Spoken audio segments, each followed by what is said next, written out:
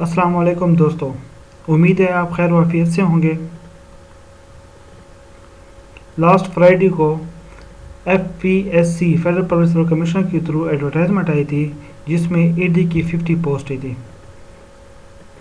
जिसमें 3 मेरिट बाकी province wise उन्होंने डिवीज़न की थी।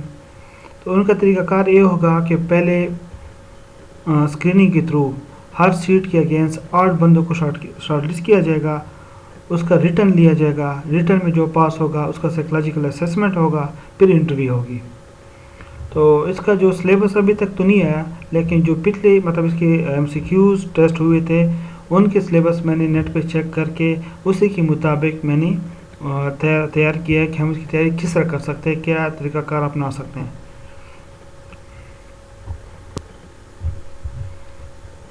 आपके सामने ये जो मैंने बनाया हुआ है टेबल, इसमें जो हमारा पिछला सिलेबस है based on pass paper preparation study for AD IB, इसमें इंग्लिश की 20 MCQs थे, करंट अफेयर की भी 20 हैं, पाकिस्तान अफेयर के 10% है, इस्लामियात 10% है, मैथ 20% है और एवरीडे साइंस 20% है।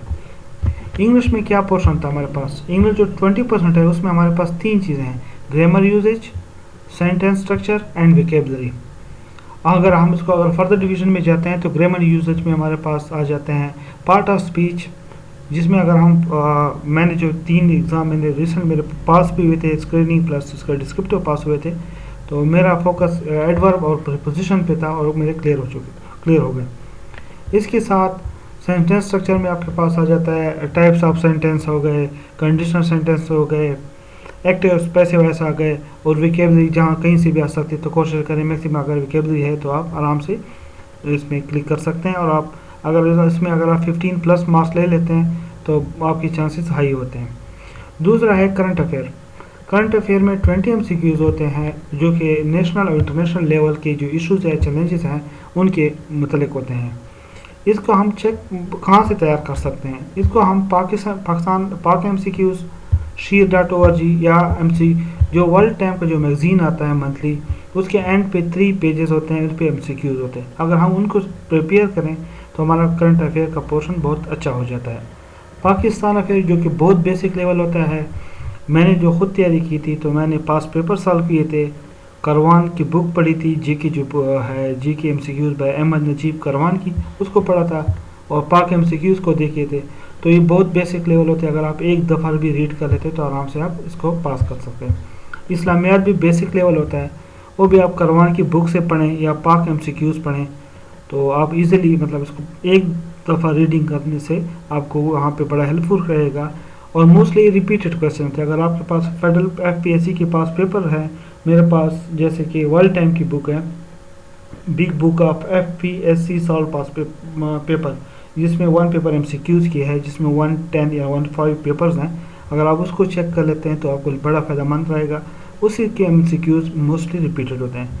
मैथ का पोर्शन जो कि सोशल साइंस स्टूडेंट के लिए तो मुश्किल होता है, लेकिन इंजीनियरिंग कैंडिडेट या जो है फिजिक्स साइंस वाले जो स्टूडेंट्स होते हैं उनके लिए बहुत ईजी होता है। उसमें basically algebra, ratio, percentage, arithmetic mean, geometric mean, harmonic mean वगैरह आते हैं।